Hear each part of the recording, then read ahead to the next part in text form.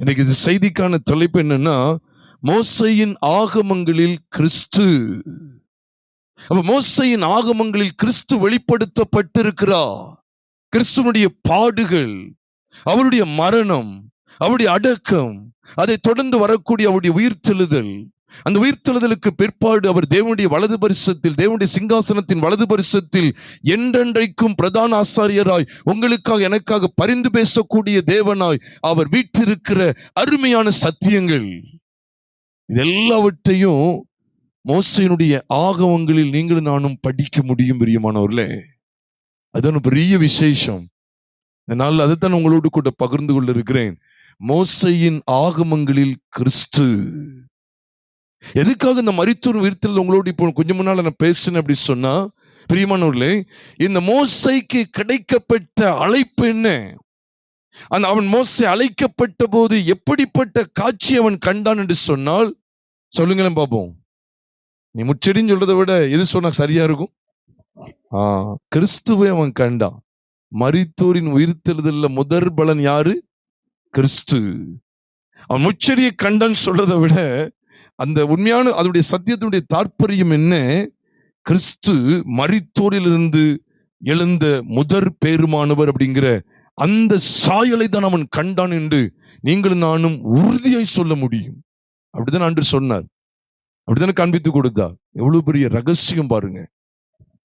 இன்னைக்கு சும்மா ஏதோ ஆதியாமம் படித்தேன், ஏதோ யாத்திரம் படித்தேன், லேவியரம் படித்தேன், என்னாவும் படித்தேன், உபாவம் படித்தேன்னு சொல்லி மோசே மூலமாய் தேவன் எழுதின இந்த 5 ஆகமங்களை ஏதோ கதையாக படித்தேன், வரலாற்று சம்பவங்களாக படித்தேன். அங்கே இது நடந்தது, இங்கே இது நடந்தது, அங்கே இது நடந்தது என்று சொல்லி ஏதோ ஒரு சம்பவங்களாய் நான் படித்து விட்டு போவதற்கல்ல. மோசே பெற்ற அழைப்பும் மரித்தோரின் உயிர்த்தெழுதலை பற்றியது. மோசே எழுதும்படிக்கு தேவனால் நடத்தப்பட்ட விதமும் இந்த 5 ஆகமங்களிலே காண்பிக்கப்பட்டிருக்கிற மரித்தோரின் உயிர்த்தெழுதலை பற்றிய விலையேறப்பட்ட சத்தியத்தை கொண்டது. இதை அறியாமல் இருந்து விடாதிருங்கள். அதனால்தான் வேதத்தினுடைய ஒவ்வொரு பகுதியிலுமே பிதாவாகிய தேவன் யாரை மகிமைப்படுத்தி கொண்டே இருக்கிறார்? குமாரனாகிய இயேசு கிறிஸ்துவை மகிமைப்படுத்தி கொண்டே இருந்தார். கர்த்தருடைய பரிசுத்த நாமம் மகிமைப்படுவதாக. அவன் மோசே முச்செடியிலிருந்து தேவனுடைய சத்தத்தை அவன் கேட்கிற பகுதியை நாம் பார்க்கும் போதே கிறிஸ்து மரித்தோரிலிருந்து எழுந்த முதற் பலனுமானவர் அப்படிங்கிற அந்த சத்தியத்தின் சாயலுக்கு முன் அடையாளமாய் அந்த முச்செடியை அவன் காண நேர்ந்தது. பிரியமானவர்களே, இதைத்தான் அப்போஸ்தலனாகிய பவுல் சொல்லும் போதும் கூட 1 தெசலோனிக்கேயரின் புஸ்தகம் 4வது அதிகாரம் 14வது வசனத்தை நாம் பார்க்கும்போது வேதம் சொல்லுகிறது, இயேசுவானவர் மரித்து பின்பு எழுந்திருந்தார் என்று விசுவாசிக்கிறோமே, அப்படியே இயேசுவுக்குள் நித்திரை அடைந்தவர்களையும் தேவன் அவரோடு கூட கொண்டு வருவார். அப்ப எதை வைத்து மரித்தோரின் உயிர்த்தெழுதல் இங்கே நிச்சயப்படுத்தப்படுகிறது?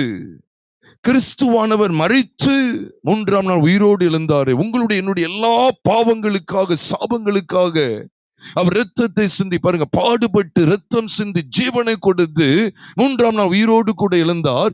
இதற்கு திருஷ்டாந்தம், இது எதற்கு திருஷ்டாந்தம் வைக்கிறார் தெரியுமா? எதற்கு ஒரு நிச்சயமா வைக்கிறார் தெரியுமா? உங்களுடைய என்னுடைய மரித்தோரின் உயிர்த்தெழுதலுக்கு நிச்சயமாய் வைக்கிறார். ஆக இதெல்லாம் இவ்வளவு மகத்துவமான சத்தியங்கள். இந்த சத்தியத்தை அறியதான் இந்த உலகமே சதம் என்று நாம் வாழக்கூடாது அப்படிங்கிற நிச்சயத்துக்குள்ள வருவோம்.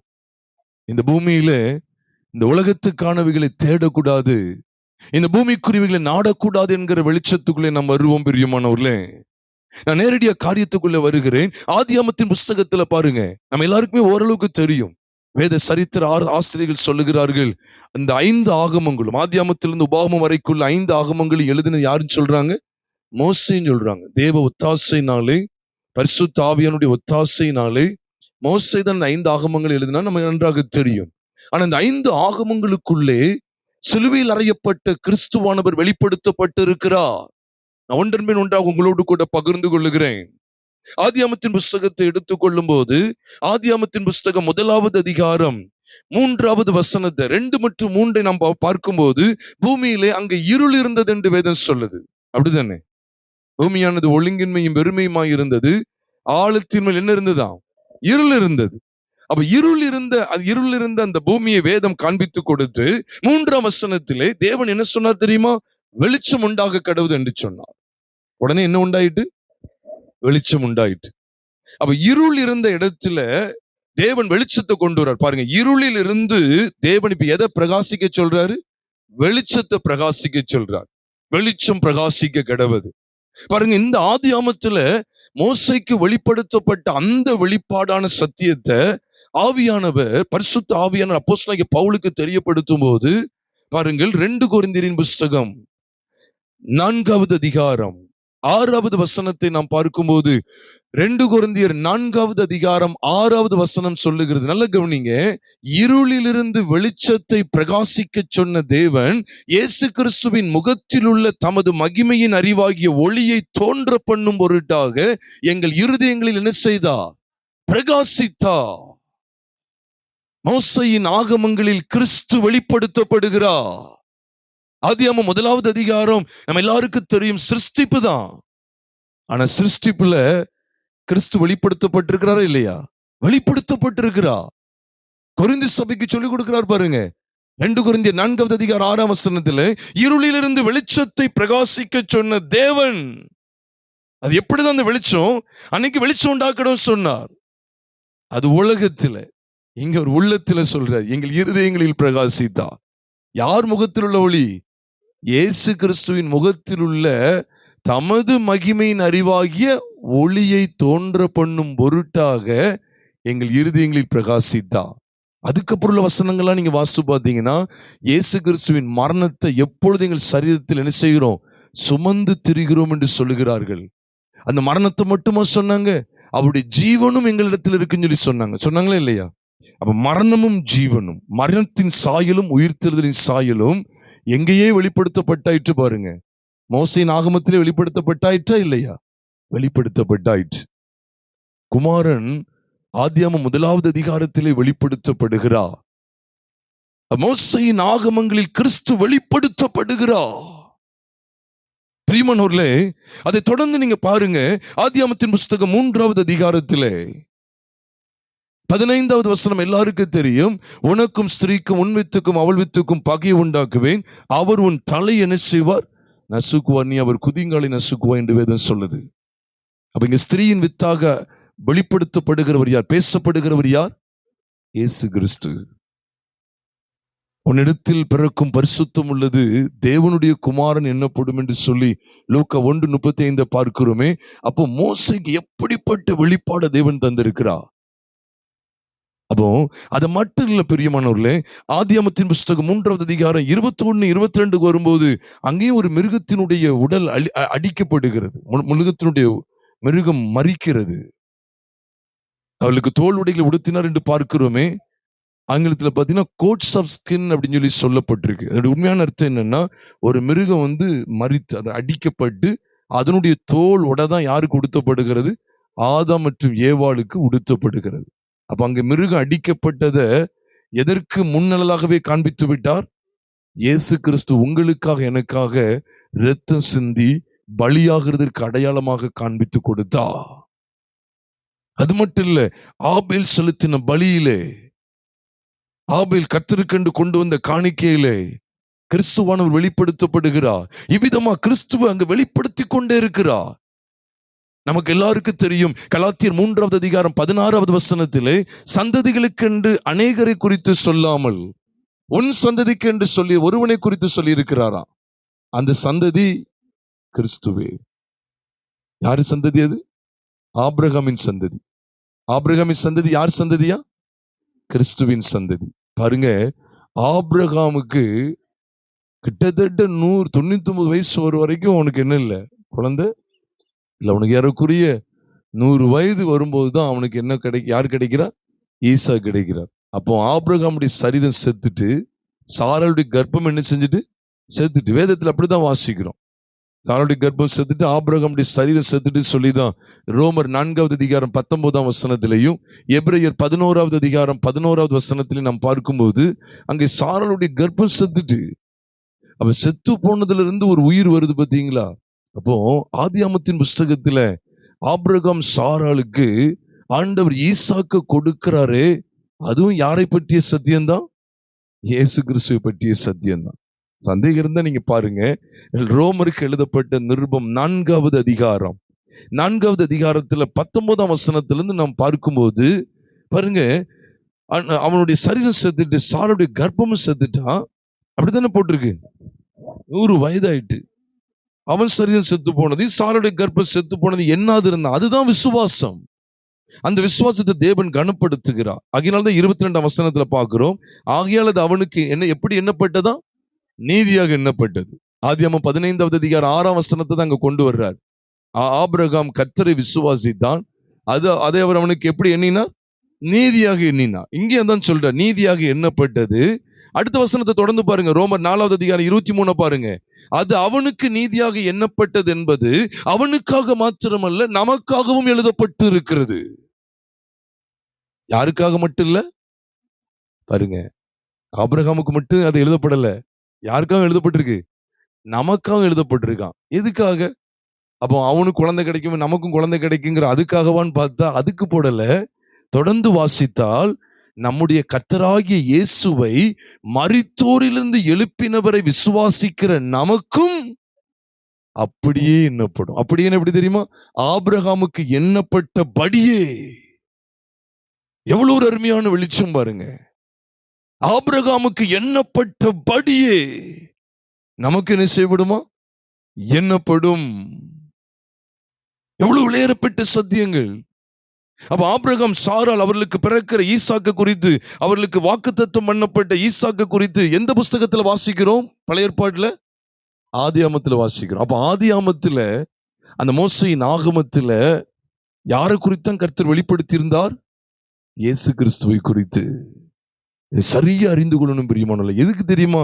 அவனுடைய சரீரம் செத்துட்டு சாராளுடைய கர்ப்பம் செத்துட்டு காமிச்சு கொடுக்கிறாரு. அப்ப செத்து போயிட்டுங்கிற எண்ணக்கூடிய ஒருவனிடத்திலிருந்து தான் ஜீவன் வெளிப்படுது.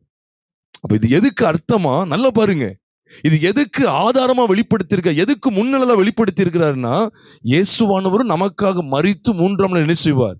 உயிர் தெழுவாங்கிறதுக்கு அடையாளமா தான் அந்த செத்து போன சரீரத்திலிருந்து, அந்த செத்து போன கர்ப்பத்திலிருந்து ஈசாக்கு என்னும் ஜீவன் வெளிப்படுகிறது. அத ஆதியாகமத்தின் புஸ்தகம் 18 மற்றும் 21 தான் ஈசாக்கு பிறக்கிறார். நான் இல்ல சொல்லல, ஆனா 18ல வாக்கு கொடுக்கிறார். 18வது அதிகாரம் 14வது வசனத்துல, நான் அந்த உற்பவ காலத்திட்டத்தில் உன்னிடத்துக்கு வருவேன், அப்பொழுது சாராளுக்கு ஒரு குமாரன் இருப்பான். உண்மையாவே இது எதற்கு முன்னடையாளமா யாருக்கு முன்னடையாளமா காண்பிக்கப்பட்டது? ஆமா, எதற்கு முன்னடையாளம் தெரியுமா? கிறிஸ்து நமக்காக பாடுபட்டு இரத்தம் சிந்தி ஜீவனை கொடுத்து 3ஆம் நாள் என்ன செய்வாரு? உயிர் தெழுவாருங்கிற அந்த சத்தியத்தை அக்காலத்திலேயே மோசைக்கு ஆதியாகமத்திலே வெளிப்படுத்தி காண்பித்து விட்டார். இவ்வளவு நல்ல தேவன் பாருங்க. நம்ம அதை படிக்கணும், நம்ம அதை படிக்க அழைக்கப்பட்டிருக்கிறோம், அதை அறிந்து கொள்ளணும். ஆதியாகமத்தில் அது மட்டும் இல்ல, ஆதியாகமத்தின் புஸ்தகம் 22வது அதிகாரத்துக்கு வந்து பாருங்க. 22வது அதிகாரத்துல அங்கே தேவன் ஆபிரகாமை சோதித்தார் என்று முதல் வசனத்துல பார்க்கிறோம். அங்கே ஈசாக்குக்கு பதிலாக தகன பலியாக்கப்பட்ட அந்த ஆட்டுக்கடா யாருக்கு முன் அடையாளம்?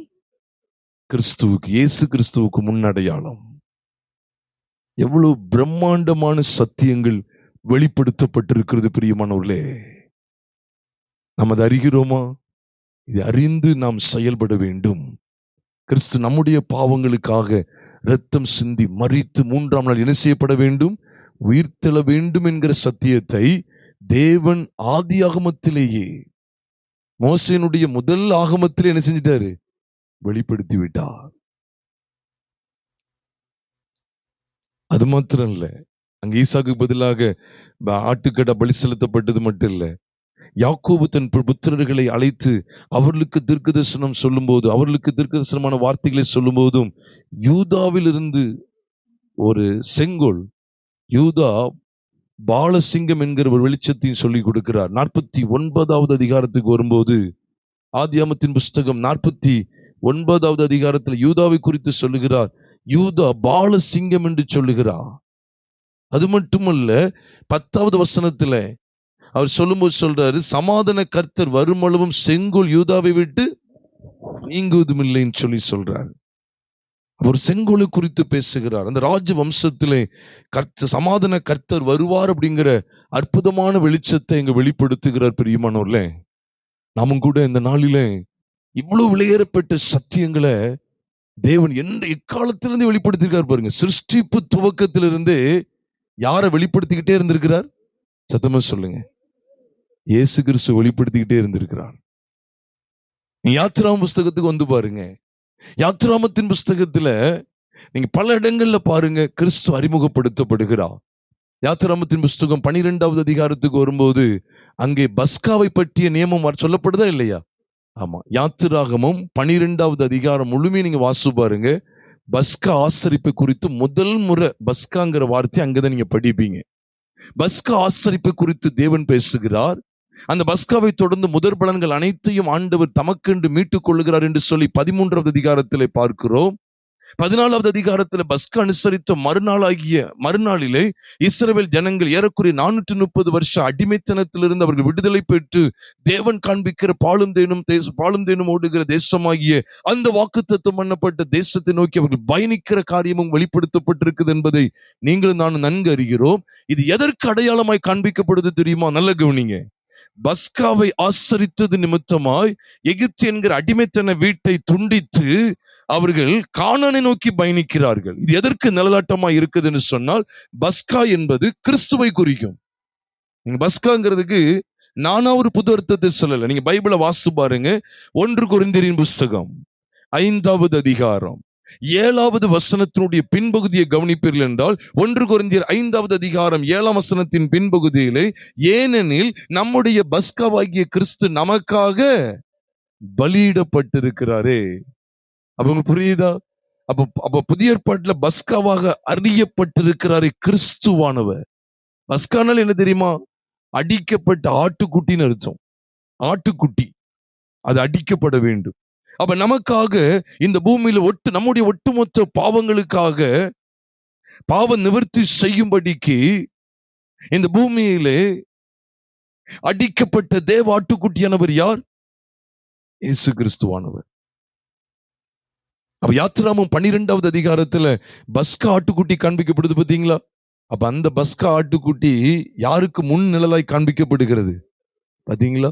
அப்ப மோசையின் ஆகமங்களில யார் வெளிப்படுத்தப்படுகிறார்? இயேசு கிறிஸ்து வெளிப்படுத்தப்படுகிறார். அப்ப பஸ்காவை தொடர்ந்துதான் அவங்களுக்கு ஒரு பெரிய நிச்சயம் வருது. நல்லா கவனிக்கணும். அந்த எகிப்து தேசத்துல அநேக வாதைகளை தேவன் காண்பித்தார். பேன் வருகிறது, தவளைகள் வருகிறது, தண்ணி ரத்தமாய் மாறுகிறது, கோலை போட்டுனது சர்ப்பமாய் மாறுகிறது, பல அடையாளங்களை தேவன் காண்பித்தார். காரிருள் உண்டான காரியம், கொப்பளங்கள் வந்தது, கொள்ளை நோய் வந்தது, கல்மலை வந்த விவரம் எல்லாம் நமக்கு தெரியும். எல்லாவற்றையும் நீங்க பாருங்க.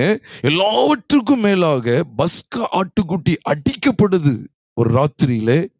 அந்த ராத்திரிக்கு மறுநாள் என்ன செய்யப்பட்டதா? சத்தமா சொல்லுங்க. என்ன உண்டாயிட்டு? அவங்களுக்கு விடுதலை உண்டானது. அப்ப மோசையின் ஆகமத்துல 2வது பார்க்கிறோம். யாத்திராம் புஸ்தகத்துல மோசையின் ஆகமத்துல யார் வெளிப்படுத்தப்படுகிறார்? ஆமா, இயேசு கிறிஸ்து வெளிப்படுத்தப்படுகிறார். அது அங்க மட்டுமா? நீங்க தொடர்ந்து படித்து பாருங்க. இதனால பஸ்கா அனுசரிச்சதுக்கு அப்புறம் தான் உங்களுக்கு தெளிவு கிடைச்சிட்டு இங்க இருந்து ஆண்டு நம்மளை கானானு கொண்டு போகிறார் நிச்சயம் கிடைச்சது. இதைத்தான் யோவான் சுவிசேஷம் 3வது அதிகாரம் 16ஆம் வசனம் எல்லாருக்கும் தெரியும். தேவன் தம்முடைய ஒரே பேரான குமாரனை விசுவாசிக்கிறவன் எவனோ அவன் கெட்டு போகாமல் நித்திய ஜீவனை அடையும்படிக்கு அவரை தந்தருளி இவ்வளவாய் உலகத்தில் அன்பு கூர்ந்தார். அப்ப குமாரன் பலியானதனுடைய அந்த வெளிப்பாடு, குமாரன் நமக்காக இரத்த சிந்தி ஜீவனை கொடுத்தார். நம்முடைய பஸ்காவாகிய கிறிஸ்து நமக்காக பலியானாருங்கிறதுடைய அந்த விசேஷம் எதை வெளிப்படுத்துது சொன்னா, உங்களுக்கு எனக்கு நித்திய ஜீவன் உண்டு. அதுதான் அன்னைக்கு இஸ்ரவேல் ஜனங்களுக்கு காண்பிக்கப்பட்டது. அதுல இருந்து அப்படியே மோசே கொண்டு போய்கிட்டே இருக்கிறார். அப்ப அந்த பாதை உங்களுக்கு தெரியுதா? பஸ்காவின் மூலமாய் நாங்கள் என்ன செய்கிறோம்? கானானை நோக்கி பயணிக்கிறோம். பஸ்காவின் மூலமாய் கானானை நோக்கி பயணிக்கிறோம். அப்ப மோசேனுடைய 40 வருஷம் அந்த வனாந்திர அனுபவத்தை நீங்க கவனித்தீங்கன்னா, இஸ்ரவேலோடு பயணித்த அந்த 40 வருஷ வனாந்திர பயணங்கள்ல என்னதான் வெளிப்படுத்தப்பட்டுக்கிட்டே இருக்கு தெரியுமா? பஸ்காவை அனுசரித்து நாங்கள் என்ன செய்கிறோம்? கானானை நோக்கி பயணிக்கிறோம். பஸ்காவை அனுசரித்து நாங்கள் கானானை நோக்கி பயணிக்கிறோம். பஸ்காவாகிய கிறிஸ்து மூலமாய் நாங்கள் பரம கானானை நோக்கி பயணிக்கிறோம். பஸ்காவாகிய கிறிஸ்து மூலமாய் நாங்கள் பரம கானானை நோக்கி பயணிக்கிறோம். எவ்வளவு விசேஷித்த சத்தியங்கள் அக்காலத்திலேயே மோசையின் ஆகமத்திலே வெளிப்படுத்தப்பட்டாயிற்று. இன்னைக்கு நம்ம ஒரு கதையை படிச்சுட்டு அதுக்கு உட்பட்ட விளக்கங்களை ஊழியக்காரன் கொடுக்காங்க. என்னது? அங்க செங்கடல் பிளந்தது அதெல்லாம் குமாரனை பற்றியது. பஸ்கா அனுசரிக்கப்பட்டது அது யாரை பற்றி? யார் அடிக்கப்பட்டதை காண்பிக்கிறது? இயேசு கிறிஸ்து அடிக்கப்பட்டதை காண்பிக்கிறது.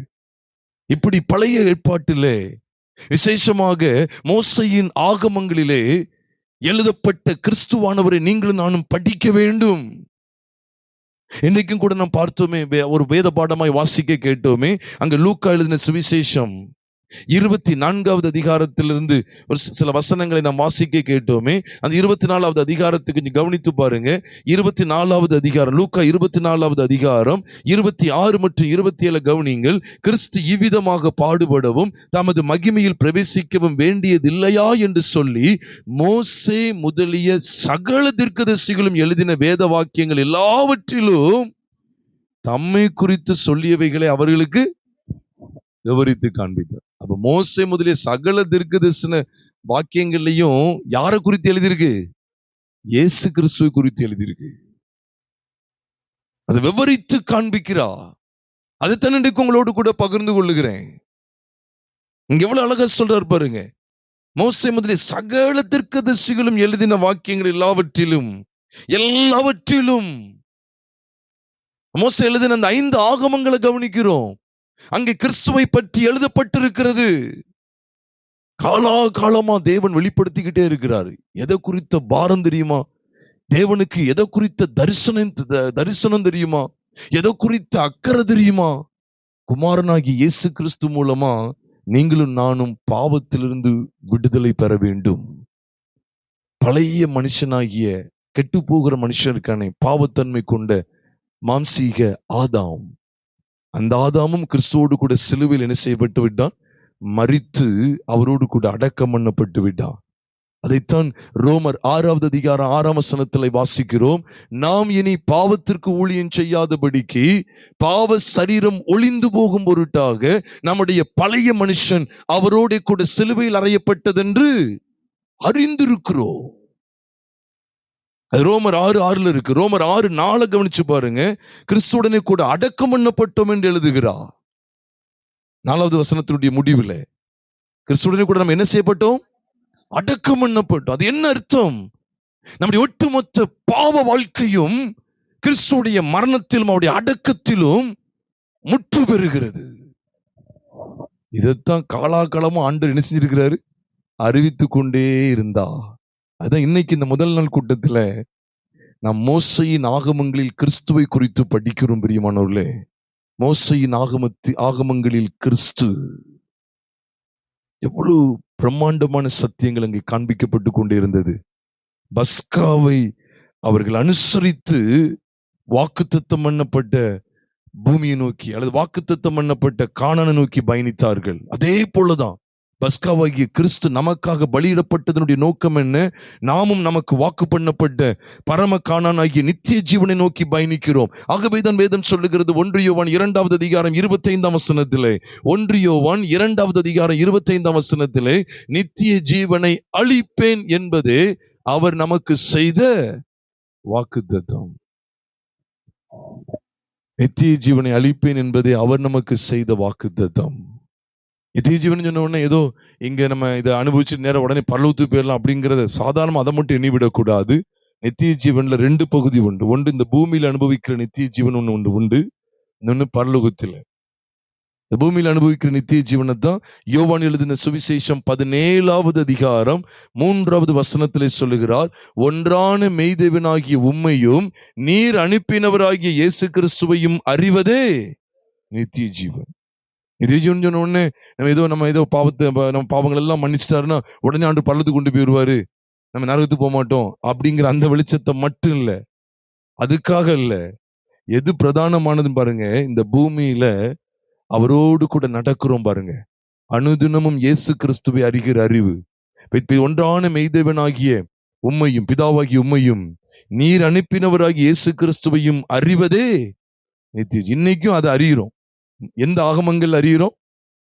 எந்த ஆகமங்கள் அறிஞ்சுக்கிட்டு இருக்கிறோம்? மோசையின் ஆகமங்களில் அவரை அறிந்து கொண்டிருக்கிறோம். பிதா அனுப்பினவரை அறிந்து கொண்டிருக்கிறோம். எங்கிருந்து அனுப்பிட்டார் பாருங்க. ஏதோ மரியாளுடைய வயிற்றில் அவர் ஏதோ வந்துட்டார் அப்படிங்கிற ஏதோ 2000 வருஷத்துக்கு முன்னாடி நீங்க பார்த்துட்டு இருக்காதீங்க. உலக தோற்றம் முதலே அவர் என்ன செய்யப்பட்டு இருக்கிறாரு? வெளிப்படுத்தப்பட்டு கொண்டே இருக்கிறார். எவ்வளவு பிரமாதம் தெரியுமா? இவ்விதமாய் நம் சத்தியத்தை அறிந்து கொள்ள வேண்டும். யாத்திராமம் 12 மாத்திரம் இல்ல பிரியமானவர்களே, அதை தொடர்ந்து யாத்திராமம் 14வது அதிகாரத்துக்கு வரும்போது அங்கே செங்கடல் 2ஆக பிளக்கிறது. அங்கேயும் கிறிஸ்து வெளிப்படுத்தப்படுகிறார். நம்ம எல்லாருக்கும் தெரியணும், இந்த செங்கடல் பிளந்து அது வழியாய் இந்த இஸ்ரவேல் ஜனங்கள் கடந்து போகிறதையும் பார்வோனுடைய சேனை மூழ்கடிக்கப்படுகிறதையும் பார்க்கும்போது ஒரு பெருங்கூட்ட பாவிகளுக்கு, மாம்சீகமானவர்களுக்கு மரணமும் மூழ்கடிப்பும், தம்முடைய தேவனை விசுவாசிக்கிற ஜனத்துக்கு ஜீவனும் காண்பிக்கப்படுகிறது. எதை காண்பிக்க தெரியுமா? ஞானஸ்தானத்தை குறிக்கு. இதைத்தான் 1 கொரிந்தியர் 10வது அதிகாரம் 2வது வசனத்திலே 1 கொரிந்தியர் 10வது அதிகாரம் 2ஆம் வசனத்திலே சொல்லப்பட்டிருக்கிறது. எல்லாரும் மோசைக்குள்ளாக மேகத்தினாலும் சமுத்திரத்தினாலும் என்ன பண்ணப்பட்டார்கள்? இந்த ஞானஸ்தானத்தை தான் கொலோசியர் 2:12 சொல்றாரு. ரொம்ப நேர்த்தியா சொல்லி கொடுக்கிறார். என்ன சொல்றாரு? கொலோசியர் 2:12 கவனிங்க. ஞானஸ்நானத்திலே அவரோடு கூட அடக்கம் பண்ணப்பட்டவர்களாகவும் அதிலே அவரை மரித்தோரிலிருந்து எழுப்பின தேவனுடைய செயலின் மேலுள்ள விசுவாசத்தினாலே அவரோடு கூட எழுந்தவர்களாகவும் இருக்கிறீர்கள். பாருங்க, இப்ப ஞானஸ்நானத்துல என்ன நடக்கும் கவனிக்கீங்களா? பழைய மனுஷன் அடக்கம் பண்ணப்படுகிறான், பழைய வாழ்க்கை அடக்கம் பண்ணப்படுகிறது. நல்ல கவனிங்க. பழைய மனுஷன் அடக்கம் பண்ணப்படுகிறான், நம்முடைய பழைய வாழ்க்கை எல்லாம் அடக்கம் பண்ணப்பட்டு இனி நான் அல்ல, யார்தான் எனக்குள் பிழைத்திருக்கிறார்? கிறிஸ்துவே எனக்குள் பிழைத்திருக்கிறார் அப்படி சொல்றதுதான் ஞானஸ்தானத்துடைய சரியான அடையாளம். அது எதுக்கு அடையாளமா காமிக்கிறார்? எந்த கடலுக்கு அடையாளமா காண்பிக்கிறார்? செங்கடல். ஆனா புதுசா கதை கேட்டல. 1 கொரிந்தியர் 10:2 சொல்லுது, மேகத்தினாலும் சமுத்திரத்தினாலும் என்ன பண்ணப்பட்டார்கள்? அப்போ இஸ்ரவேலுடைய பயணத்தை நாம் அங்கே யாத்திராமத்தில் பார்க்கும்போது, அப்போ அந்த மோசையின் ஆகமத்தில் அங்கேயும் யார்தான் வெளிப்படுத்தப்படுகிறா? சத்தமா சொல்லுங்க, இயேசு கிறிஸ்து. அவர் பாடுபட்டு நமக்காக அடக்கம் பண்ணப்பட்டு 3ஆம் நாள் என்ன செய்தார்? உயிர்த்தெழுந்தார். அந்த சாயல் தானே செங்கடல்ல காண்பிக்கப்படுது. சொல்லுங்க, செங்கடல்ல காண்பிக்கப்படுது. திகைச்சிடாதீங்க. இந்த சத்தியங்கள் எல்லாம் அறியணுமா வேண்டாமா?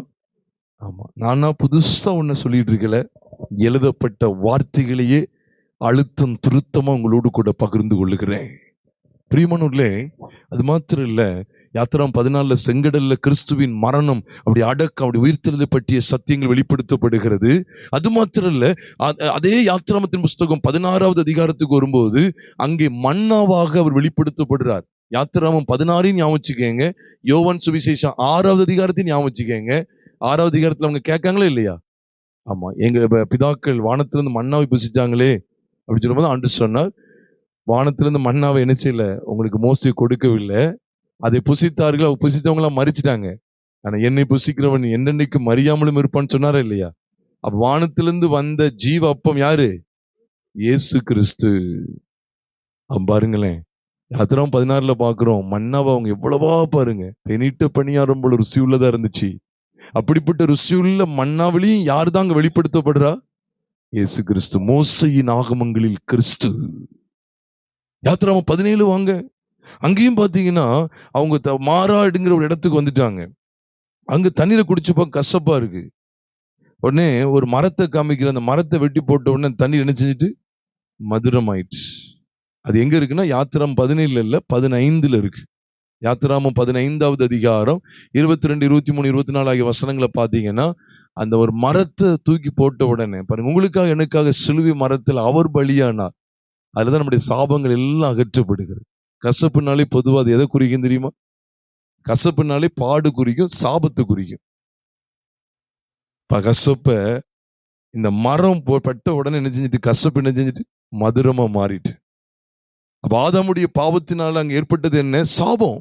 உன் நிமித்தம் பூமியானது என்ன செய்யப்பட்டிருக்கும்? சபிக்கப்பட்டிருக்குன்னு சொன்னாரு.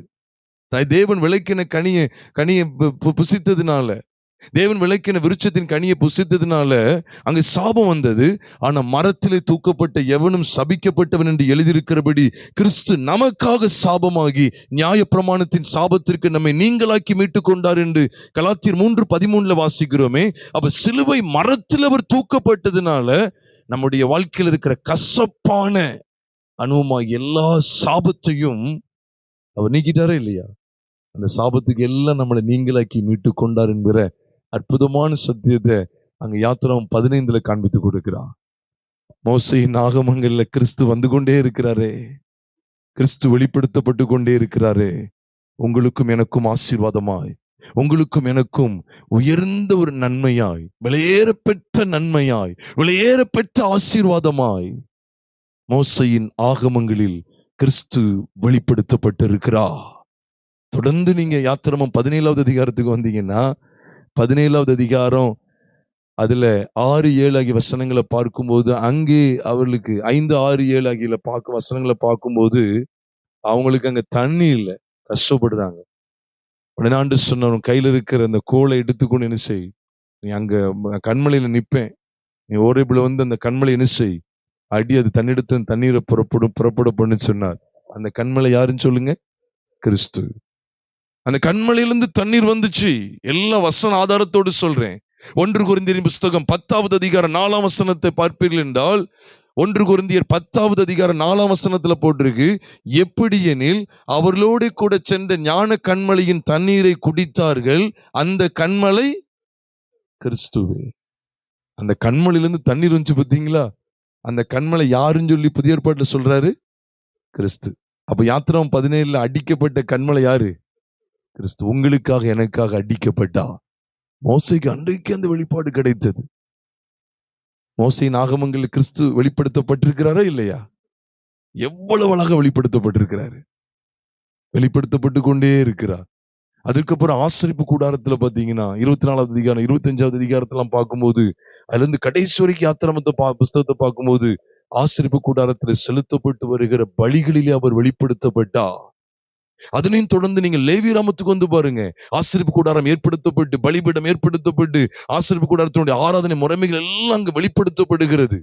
எந்தெந்த பலி செலுத்தும், நல்ல கவனிங்க, எந்தெந்த பலி செலுத்தணும் என்றெல்லாம் காண்பிக்கப்படுகிறது. போஜன பலியை குறித்து, பான பலியை குறித்து, சமாதான பலியை குறித்து, குற்ற நிவாரண பலி, பாவ நிவாரண பலி, தகன பலி, சர்வாங்க தகன பலி, அசைவாட்டும் பலி என்று சொல்லி பலவிதமான பலிகளை குறித்த நியமத்தை தேவன் வெளிப்படுத்தி கொண்டே இருக்கிறார். விசேஷமாக லேவியராகமம் 1வது அதிகாரத்திலிருந்து 16வது அதிகாரம் வரைக்கும் பாருங்க, அந்த பலிகளை பற்றிய முறைமைகள் எல்லாம் வெளிப்படுத்தி கொண்டே இருக்கிறாரு. நீங்க சொல்லுங்க, பழைய ஏற்பாட்டுல காண்பிக்கப்பட்டிருக்கிற இந்த லேவியராகமத்துல காண்பிக்கப்பட்டிருக்கிற இந்த ஒட்டுமொத்த பலிகளுக்கு உள்ளடக்கமா ஒரே பலியா இந்த பூமியில வெளிப்பட்டவர் யார்தான்? இயேசு கிறிஸ்து. ஏதோ லேவியராகமத்துல பலி செலுத்த சொல்லி இருக்கிறாருன்னு சொல்லி நம்ம பலி செலுத்தணுமா? கூடவே கூடாது. ஐயோ, அங்க வந்து ஆட்டை கொண்டு பலி செலுத்த, நம்மளும் ஆட்டை கொண்டு பலி செலுத்த எழுதணுமா? கூடவே கூட. ஏனென்றால் எல்லா பலிகளுக்கும் உள்ளடக்கமா ஒரே பலியா யார் நமக்காக இந்த பூமியில மனுஷனா வெளிப்பட்டு நம்ம எல்லாருடைய அக்கிரமங்களையும் பாவங்களையும் நிவர்த்தி செய்கிற கிருபாதார பலியாய் பலியானார்? இயேசு கிறிஸ்து. ஆகவேதான் 1 யோவான் 2வது அதிகாரம் 2ஆம் வசனம் சொல்லுகிறது, நம்முடைய பாவங்களை நிவர்த்தி செய்கிற கிருபாதார பலி அவரே. ஆட்டுக்குட்டி அல்ல, இளங்காளை அல்ல, வெள்ளாட்டுக்கடா அல்ல. நம்முடைய பாவங்களை நிவர்த்தி செய்கிற கிருபாதார பலி அவரே, இயேசு கிறிஸ்து. அதுக்கு முந்தின வசனம் இயேசு கிறிஸ்து. இயேசு கிறிஸ்து நம்முடைய பாவங்களை மாத்திரமல்ல, சர்வலோகத்தின் பாவங்களை நிவர்த்தி செய்கிற பலியாய் இருக்கிறாராம். அப்போ லேவியராகமத்திலையும் வரும்போது அந்த ஆகமத்திலையும் யார்தான் வெளிப்படுத்தப்படுறா? சத்தமா சொல்லுங்க. ஆதி ஆகமம், யாத்திராகமம், யாத்திரை நடங்கிறாங்க, பயணிக்காங்க, அதான் யாத்திரை, யாத்திராகமம், லேவியராகமம், லேவிக்குரிய பலி முறைகளை சொல்றார். லேவியர்கள் செய்யக்கூடிய, லேவி கோத்திரத்தார் இஸ்ரவேல் ஜனத்துக்காக பண்ணக்கூடிய பலிகளை வெளிப்படுத்திட்டு இருக்கிறார். அங்கேயும் கிறிஸ்து வெளிப்படுத்தப்படுறாரு. நம்முடைய பாவ பரிகாரிங்க, ஒரே பலியினால நமக்காக பலியானன்னு சொல்லி எபிரேயர்ல எவ்வளவு அழகா இருக்கு. என் வீட்டுல உட்கார்ந்து நல்லா தியானிச்சு பாருங்க. எபிரேயர் புஸ்தகத்தை நல்லா தியானித்து பாருங்க. எபிரேயர் 6, 7, 8, 9, 10 இப்படி தொடர்ந்து வாசித்து பாருங்க. யாருடைய பலியை தான் மேன்மையான பலியை காண்பிக்கிறார். ஆமா, பழைய ஏற்பாட்டு நாட்கள்ல லேவிராமத்துல உள்ள பலிகளை காண்பித்து கொடுத்தாலும் அது எல்லா பலியை காட்டிலும் மேன்மையான பலியா யார்தாங்க வெளிப்படுத்தப்பட்டு காண்பிக்கிறார்? இயேசு கிறிஸ்து. அப்போ லேவியராகமத்துல தேவன் மோசேக்கு வெளிப்படுத்தின அந்த பலிகளுடைய எல்லா முறைமைகளும் யாருக்கு முன்னிழல்? சத்தமா சொல்லுங்க. இயேசு கிறிஸ்துவுக்கு முன்னிழல். இப்படி ஆகமங்கள் எல்லாம் கிறிஸ்துவை குறித்து வெளிப்படுத்தப்பட்டிருக்கு. சரி, எண்ணாமத்தின் புஸ்தகத்துல அவர் வர்றாரான்னு கேட்டா, எண்ணாமத்தின் புஸ்தகத்துல அவர் வெளிப்படுறாரு. நீங்க எண்ணாமத்தின் புஸ்தகம் 21வது அதிகாரத்துக்கு வந்து பாருங்க. எண்ணாமத்தின் புஸ்தகத்துல நீங்க 9வது அதிகாரத்துக்கு வந்தீங்கன்னா, அதாவது அதுல 6வது அதிகாரத்துல பாத்தீங்கன்னா நசரேய விரதத்தை குறித்து சொல்லப்பட்டிருக்கும். இயேசுவானவர் நசரேயர் என்னப்படுவார்னு இருக்கா இல்லையா? இருக்கு. அவரை குறித்து வெளிப்பாடான சத்தியங்கள். அதை தொடர்ந்து எண்ணாமத்தின் புஸ்தகம் 9வது அதிகாரத்துல வந்தீங்கன்னா மேகஸ்தம்பத்தை குறித்து சொல்றார். அப்ப இஸ்ரவேல் ஜனங்களை வழிநடத்துறதுக்கு தேவன் பகலிலே மேகஸ்தம்பத்தையும் இரவில் அக்கினி ஸ்தம்பத்தையும் பயன்படுத்தினாரா இல்லையா? இந்த ரெண்டுமே யார் அப்படின்னா கிறிஸ்து இயேசு அப்படிங்கறத வசனம் தெளிவா சொல்லுது. ஏன்னா பைபிள்ல இருக்கு. அவர்களோடு கூட சென்ற ஞான கண்மலையின் தண்ணீரை குடித்தார்னு சொல்லி, அப்ப அவர்களோடு கூட கடந்து போய்கிட்டே இருக்கிறார்.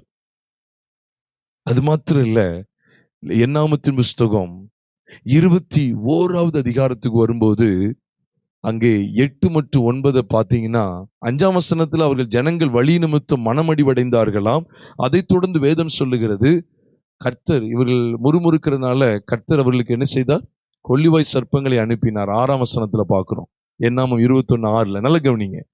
அது அவர்களை கடித்ததுனால ஜனங்கள் அநேகர் என்ன செஞ்சிட்டாங்க? ஆமா, செத்தார்கள் போட்டிருக்கு. அது தொடர்ந்து 7ஆம் வசனத்துல உடனே சொல்லிட்டாங்க, கர்த்தருக்கு உமக்கு விரோதமா பாவம் செஞ்சதுனால நாங்க பாவம் செஞ்சுட்டோம், பேசுறதுனால நாங்க பாவம் செஞ்சோம் அப்படின்னு சொல்லி ஒத்துக்கிட்டு இந்த சர்ப்பங்கள் நீங்கும்படிக்கு கர்த்தரிடத்துல வேண்டுதல் செய்யுங்கன்னு சொல்லிட்டாங்க, விண்ணப்பம் பண்ணுங்கன்னு சொல்லிட்டாங்க. அப்படித்தானே? கர்த்தர்ட்ட போய் கேட்டா கர்த்தர் என்ன சொன்னார் தெரியுமா? ஒரு கம்பத்தின் மேல ஒரு வெண்கல சர்ப்பத்தின் உருவத்தை செய்து மாட்டி வை. சர்ப்பம் ஒருவனை கடிக்கும். அதான் கடிக்கப்பட்டவன் அதை நோக்கி பார்த்து என்ன செய்வான்? பிழைப்பான்னு சொன்னார். ஒரு கம்பம்னா ஒரு போஸ்ட்னு சொல்லலாம். ஸ்டேக் அப்படின்னு சொல்லுவாங்க. ஸ்டேக் ஆர் போல் அப்படின்னு சொல்லலாம். ஒரு போஸ்ட் மாதிரி அது உயரமா இருக்கு. அதுக்கு மேல வெண்கல சர்ப்பத்தின் உருவத்தை என்ன செய்ய சொல்றாரு? செஞ்சு வைக்க சொல்றாரு. சர்ப்பம் ஒரு பாம்பொருத்தனை கடிச்ச பிழைக்க முடியுமா? பயங்கரமான சர்ப்பம் அந்த நாட்கள் வந்தது. மாண்டு போயிடுவான். அப்ப அவன் மறிக்க கூடாது அப்படின்னு சொன்னா அவன் செஞ்ச பாவத்தினுடைய விளைவுதான் அந்த சர்ப்பம் வந்தது. அப்ப பாவத்தின் சம்பளமாகிய மரணத்துக்கு உட்படக்கூடாதுன்னு சொன்னா அவன் எதை நோக்கி பார்க்கணும்னு சொன்னாரு? அந்த கம்பத்தின் மேல உயர்த்தி வைக்கப்பட்ட வெண்கல சர்ப்பத்தை பார்த்து பிழைக்கணும். பொதுவா வெண்கலம் சொன்னாலே வேதாகமத்தினுடைய மொழி நடையில சொல்றேன், வெண்கலங்கிறது நியாய தீர்ப்பு குறிக்கும். ஆண்டு சில ஒரு இடத்துல இப்படி சொல்லுவார், அந்த ஜனங்களுக்கு தண்டனை கொடுக்கும் போது நான் வானத்தை என்னதான் மாத்திருவேன்? ஆமா, வெண்கலம் ஆக்கிருவேன்னு சொல்லுவார். அப்படி அர்த்தம் என்னன்னா, வெண்கலம் பொதுவா நியாய தீர்ப்பு குறிக்கும். அப்ப உங்களுக்காக எனக்காக நம்முடைய பாவங்களுக்காக சிலுவையில நியாயந்தீர்க்கப்பட்டவர் யாரு? இயேசு கிறிஸ்து. அவர் ஒரு பாவம் செய்யாதவர், அவர் பாவமே அறியாதவர். நீங்களும் நானும் செய்த பாவத்திற்காக சிலுவையில நியாயத்தீர்ப்பு அடைந்தவர் யாரு? இயேசு கிறிஸ்து.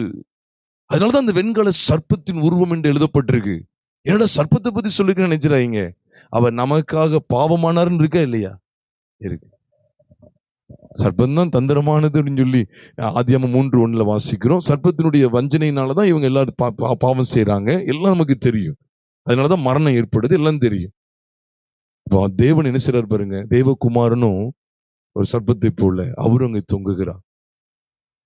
இது எங்க இருக்குன்னா, யோவான் எழுதின சுவிசேஷம். என்ன புஸ்தகத்தை கையில வைத்துக்கங்க. யோவான் எழுதின சுவிசேஷம் 3வது அதிகாரம் 14 மற்றும் 15 கவனிக்கும் போது, சர்ப்பமானது மோசையினால் வனாந்தரத்திலே உயர்த்தப்பட்டது போல மனுஷகுமாரனும் தன்னை விசுவாசிக்கிறவன் எவனோ அவன் கெட்டு போகாமல் நித்திய ஜீவனை அடையும்படிக்கு ஆமா உயர்த்தப்பட வேண்டுமா. பாருங்க எவ்வளவு அழகா இருக்கு பாருங்க. நம்ம யோவான் 3:16 படிச்சுக்கிட்டே இருக்கோம், நமக்கு அழகா தெரியும். ஆனா யோவான் 3:14-15 பாத்தீங்களா? அப்ப மோசையின் மூலமா வனாந்தரத்துல சர்ப்பம் உயர்த்தப்படுதே, அது யாருக்கு முன்னிழல்? சத்தமா சொல்லுங்க. வசனத்துல அப்படித்தானே இருக்கு, இயேசு கிறிஸ்துவுக்கு முன்னிழல். அப்ப என்னாகமத்திலையும் யார் வந்துட்டா? இயேசு கிறிஸ்து வெளிப்படுறாரு. எவ்வளவு மேன்மையான வெளிச்சம் பாருங்க. மோசையின் ஆகமங்களில் கிறிஸ்து. அதைத்தான் எம்மாவுக்கு கடந்து போன சீசல்கிட்ட சொல்றாரு, வேத வாக்கியங்களை விளங்கி கொள்ளாத அந்த மந்த இருதயம் உள்ளவர்களே, அவங்க விசுவாசிக்க மாட்டேங்காங்க, மந்த விசுவாசியாத மந்த இருதயம் உள்ளவர்களே சொல்றாரு, கிறிஸ்து பாடுபட வேண்டியதும் அவர் மரித்தெழுந்து உயிர்த்தெழணும் சொல்லி மோசே முதலிய சகல தீர்க்கதரிசிகளுடைய வாக்கியங்களிலும் தம்மை குறித்து எழுதியிருக்கிறவர்கள் அவர்களுக்கு விவரித்து காண்பித்தார். மோசேயின் நியாயப்பிரமாணத்தில் எழுதியிருக்கு. அவரை குறித்து எழுதிய எல்லாவற்றிலும் அவரை குறித்து எழுதியவைகளை விவரித்து காண்பித்தார். அதைத்தான் இந்த 2 நாட்கள் உங்களோடு கூட நான் காண்பிக்க இருக்கிறேன். அதுதான் இன்னைக்கு முதல் கட்டமா உங்களோடு கூட மோசேயின் ஆகமங்களில் கிறிஸ்து என்கிற இந்த தலைப்புல கர்த்தருடைய வார்த்தைகளை பகிர்ந்து கொள்கிறேன். பிரியமானவர்களே, என்னாகமத்தில் வெளிப்படுத்தப்படுகிறார், உயர்த்தப்பட்டவராய் உங்களுடைய என்னுடைய ஒட்டுமொத்த பாவங்களையும் நிவர்த்தி செய்து நீங்களும் நானும் பாவத்திலே கெட்டு போகாமல் நித்திய ஜீவனை கிறிஸ்து இயேசு மூலமாய் அடையும்படிக்கு என்னாகமத்தின் புஸ்தகத்திலே முன்னிழலாய் வெளிப்படுத்தப்பட்டவர் கிறிஸ்து. நான் சொல்றது கண்மூடித்தனமா நம்பணுங்கிறதெல்லாம் நான் சொல்லவே மாட்டேன். இருக்கிற வசன ஆதாரத்தோட அவ்வளோத்தையும் நான் பகிர்ந்து கொள்கிறேன். இன்னும் எக்கச்சக்கங்கள் இருக்கு. உபாகமத்துல பாத்தீங்கன்னா, உபாகமத்தின் புஸ்தகம் 18வது அதிகாரம் 15ஆம் வசனத்தை வாசிக்க கேட்கலாம். உபாகமம் 18:15. உன் தேவனாகிய கர்த்தர், பாருங்க, என்னை போல ஒரு தீர்க்கதரிசியை உனக்காக உன் நடுவே உன் சகோதரரிலிருந்து என்ன செய்வார்? எலும்பு பண்ணுவார். பாருங்க, என்னை போல ஒரு தீர்க்கதரிசிய உங்க சகோதரிலிருந்து எலும்பு பண்ணுவார், அவருக்கு செவி கொடுப்பீர்களாக என்று சொல்லப்பட்டிருக்கிறது. இதே காரியத்தை தான் அப்போஸ்தல நடபடிகள் 7வது அதிகாரம் 37வது வசனத்தை நான் உங்களுக்காக வாசிக்கிறேன். அப்போஸ்தல 7வது அதிகாரம் எல்லாருக்கும் தெரியும். ஸ்தேவான் தான் அங்க ஆலோசனை சங்கத்துல இருந்து பேசிக்கிட்டு இருக்காரு, ரொம்ப நேரமா பேசுறார். அதுல சொல்லப்பட்டிருக்கு, இஸ்ரவேல் புத்திரரை நோக்கி உங்கள் தேவனாகிய கர்த்தர் உங்கள் சகோதரிலிருந்து என்னை போல ஒரு தீர்க்கதரிசியை உங்களுக்காக எலும்ப பண்ணுவார், அவருக்கு செவி கொடுப்பீர்களாக என்று சொன்னவன். அவ என்னை போல ஒரு தீர்க்கதரிசியை எலும்ப பண்ணுவார்னு சொல்றாரு. உபாகமம் 18:15 சொல்றாரு, 18ஆம் வசனத்திலையும் சொல்றாரு, மீண்டும் தொடர்ந்து சொல்றாரு. அவருக்கு செவி கொடுக்காதவன் என்ன ஆயிடுவான்? அவன் அவருக்கு செவி கொடுக்காத என்ன செஞ்சிருவான்? மரித்து போயிடுவான்னு சொல்றாரு. அவன் அறுப்புண்டு போயிடுவான், அப்படித்தானே சொல்றாரு. அழிக்கப்பட்டு போயிடுவானா. இப்போ ஸ்தேவான் அதே வார்த்தையை சொல்றாரு இல்லையா? அப்ப என்னை போல ஒரு தீர்க்கதரிசி உங்கள் சகோதரரிலிருந்து எலும்ப பண்ணுவார்னு சொன்னது யாரை பற்றியது? இயேசு கிறிஸ்துவை பற்றியது. உபாகமத்திலையும் கிறிஸ்து வெளிப்படுத்தப்படுறாரா? சொல்லுங்க, வெளிப்படுத்தப்படுறார். உபாகம் 18 நாம் பார்க்கிறோம், என்னை போல ஒரு தீர்க்கதரிசி உங்கள் சகோதர நடுவில் உங்களுக்குள்ளே உங்கள் சகோதர நடுவில் இருந்து என்ன செய்வார்? எலும்ப பண்ணுவார் சொல்றார். இதே உபாகமம் 21வது அதிகாரம், கடைசி நான் முடிக்க போகிறேன், 21வது அதிகாரம் கடைசி வசனத்தை பாருங்க. இரவிலே அவன் பிரேதம் மரத்திலே தொங்கலாகாது, அந்நாளிலே தானே அதை அடக்கம் பண்ண வேண்டும். தூக்கி போடப்பட்டவன் தேவனால் சபிக்கப்பட்டவன். ஆகையால் உன் தேவனாகி கர்த்தர் உனக்கு சுதந்திரமாக கொடுக்கும் உன் தேசத்தை தீட்டுப்படுத்த. எதுல தூக்கி போடப்பட்டவன்? 22 சொல்லப்பட்டிருக்கு, மரத்திலே தூக்கி போடுவாயானால். மரத்திலே தூக்கி போடப்பட்டவன் தேவனால் எப்படிப்பட்டவனா? சபிக்கப்பட்டவன். இது யாரை குறித்து அங்க எழுதப்பட்டிருக்குன்னா கிறிஸ்து. இதான் கலாத்தியர் 3:13 பார்க்கிறோம். மரத்திலே தூக்கப்பட்ட எவனும் சபிக்கப்பட்டவன் என்று எழுதியிருக்கிறபடி கிறிஸ்து நமக்காக சாபமாகி நியாயப்பிரமாணத்தின் சாபத்திற்கு நம்மை நீங்களாக்கி மீட்டு கொண்டா. மரத்திலே தூக்கப்பட்ட எவனும் சபிக்கப்பட்டு எங்க எழுதியிருக்கு பாருங்க. எந்த புஸ்தகத்தில் எழுதியிருக்கு? எந்த ஆகமம்? உபாகமம். அப்ப ஆதியாகமத்தில் கிறிஸ்து, யாத்திராகமத்தில் கிறிஸ்து, லேவியராகமத்தில் கிறிஸ்து, என்னாகமத்தில் கிறிஸ்து, உபாகமத்திலும் கிறிஸ்து. ஆதி நாட்களில் இருந்தே அவரை குறித்த வெளிப்பாடான சத்தியங்கள் காண்பிக்கப்பட்டு கொண்டே இருந்தது. பிரியமானவர்களே, இன்றைக்கு நாம் அர்ப்பணம் செய்ய போகிறோம் உங்களுக்காக, எனக்காக. ஆதி காலம் முதல் வெளிப்படுத்தப்பட்டவர் யார்? கிறிஸ்து இயேசுவானவர். உங்களுடைய என்னுடைய ஒட்டுமொத்த பாவங்களினால் ஏற்பட்ட சாபங்களை நிவர்த்தி செய்கிற கிருபாதார பலியாய் வெளிப்படுத்தப்பட்டு கொண்டே இருந்தாரே, அந்த அன்புள்ள இரட்சகரை நோக்கி பார்ப்போமா? இன்னைக்கும் பாவத்தோடு இருப்பீர்கள் என்றால் இன்னைக்கு கிறிஸ்து இயேசுவை பற்றிய சத்தியங்களை விளங்கிக் கொள்ளுங்கள். அவர் நம்முடைய பாவத்தை நிவர்த்தி செய்கிற கிருபாதார பலி. அவரை பற்றுகிற விசுவாசத்துக்கு உங்களை ஒப்புக் கொடுங்கள். அர்ப்பணம் செய்வோமா? ஆண்டவரே, இன்னும் நான் பாவத்தோடு இருப்பது எப்படி? முறையாது. இன்னும் பாவத்தோடு இருக்கலாமா? இன்னும் நான் துணிகரமா என் மனசும் மாம்சம் விரும்பினவைகளை இஷ்டம் போல செய்ய முடியுமா? செய்யக்கூடாது. எத்தனை யுகாயுகமா வெளிப்படுத்தப்பட்டு கொண்டே இருக்கிறாரே, காலாகாலமா வெளிப்படுத்தப்பட்டு கொண்டே இருந்தாரே. மோசேயின் ஆகமங்களில் வெளிப்படுத்தப்பட்டவரை கவனியுங்கள். இன்னும் நாம் பாவத்தோடு இருப்போமே ஆனால் நாம் சரியான கிறிஸ்தவ ஜீவியம் ஜீவிக்கவில்லை. நாம் சரியான கிறிஸ்தவர்கள் அல்ல. இருக்க இடத்திலே நம்ம எல்லாரும் தேவ சமூகத்தில், ஆண்டவரே, வெளிப்படுத்தின இந்த சத்தியங்களுக்கு என்னை ஒப்பு கொடுக்கிறேன். என்னுடைய பழைய வாழ்க்கை, என்னுடைய பாவ வாழ்க்கை கொண்ட பழைய மனுஷன் உம்மோடு கூட மரித்து விட்டான் என்று வேதம் சொல்லுகிறது. என்னை அர்ப்பணம் செய்கிறேன். ஆதியாகமத்திலிருந்து நீ பேசிக்கொண்டே இருக்கிறீரே. ஆதியாகமம், யாத்திராகமம், லேவியராகமம், என்னாகமம், உபாகமம் என்று சொல்லி இப்படி இந்த 5 ஆகமங்களையும் உம்முடைய பாடுகளை குறித்து, உம்முடைய மரணத்தை குறித்து, உம்முடைய அடக்கம் மற்றும் உயிர்த்தெழுதலை குறித்து வெளியேறப்பட்ட சத்தியங்களை பார்க்க முடிகிறது. என்னை அர்ப்பணம் செய்கிறேன் ஆண்டவரே. இனி பாவத்திற்காக அல்ல, இந்த உலகத்துக்காக அல்ல, மாம்சத்தின் இச்சைகளை நிறைவேற்றுவதற்காக அல்ல, தேவனுக்கென்று நான் பிழைத்திருக்க என்னை ஒப்புக் கொடுக்கிறேன் என்று, என்னை அர்ப்பணம் செய்கிறேன் என்று சொல்லி ஒப்புக் கொடுப்போமா? பரிசுத்தமுள்ள எங்கள் பரலோக தேவனை, நாங்கள் உம்மை ஸ்தோத்திரிக்கிறோமே, துதிக்கிறோம் அப்பா. இந்த அருமையான நேரத்திலே நீர் எங்களோடு கூட இடைப்பட்ட இந்த விசேஷித்த தருணங்களுக்காக ஸ்தோத்திரம் செலுத்துகிறோம் தகப்பனே. மோசேயின் ஆகமங்களில் கிறிஸ்து என்கிற இந்த தலைப்பிலே வார்த்தைகளை தியானிக்கக்கூடிய பாக்கியத்தை தந்தீரே, நாங்கள் உம்மை ஸ்தோத்திரிக்கிறோம். தொடர்ந்து நாங்கள் உமக்குள்ளாக நிலைத்திருக்க கர்த்தர் கிருபை செய்யுங்க. இந்த இடத்துல ஐயோ, நான் சில பாவங்கள்ல கிடக்கிறேனே, இந்த பாவத்திலிருந்து எனக்கு விடுதலையிலேன்னு சொல்லி ஏக்கத்தோடு நிற்கலாம். கர்த்தராகிய இயேசு கிறிஸ்துவானவர் எல்லாருடைய பாவங்களை நீர் சுமந்து எங்களுடைய கிருபாதார பலியாய் என்னுடைய ஒட்டுமொத்த பாவங்களையும், ஒட்டுமொத்த பாவத்தன்மை கொண்ட பழைய மனுஷனையும் உம்முடைய மரணத்திற்குட்படுத்தி, உம்முடைய அடக்கத்திற்குட்படுத்தி நாங்கள் தேவனுக்கென்று பிழைத்திருப்பதற்காக